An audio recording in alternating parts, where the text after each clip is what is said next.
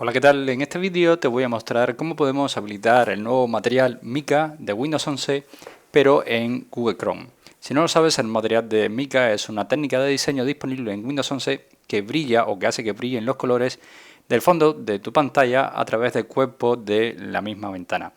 Si nosotros entramos a nuestro navegador, te fijarás que en la barra superior, donde aparecen las pestañas, tenemos un efecto que irá cambiando, ¿vale? Según según estoy moviendo yo mi ventana, ves cómo va cambiando este color, ¿vale? Este es el efecto Mica.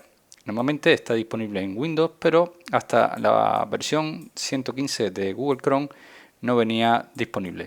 Vamos a ver muy rápidamente cómo podemos habilitar esta versión, y lo primero que tenemos que hacer es configurar o ver si tenemos la última actualización de Google Chrome.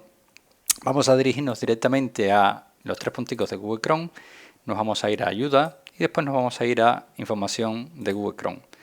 Verás que tienes que tener a partir de la versión 115, por lo tanto ya está disponible como experimento. Entonces, para habilitar esta función, ¿cómo lo hacemos? Pues lo vamos a hacer de la siguiente manera. Vamos a escribir en la barra de direcciones Chrome, dos puntos, contra barra, y vamos a dirigirnos a las flags, que son más que nada las aplicaciones que están en experimento actualmente.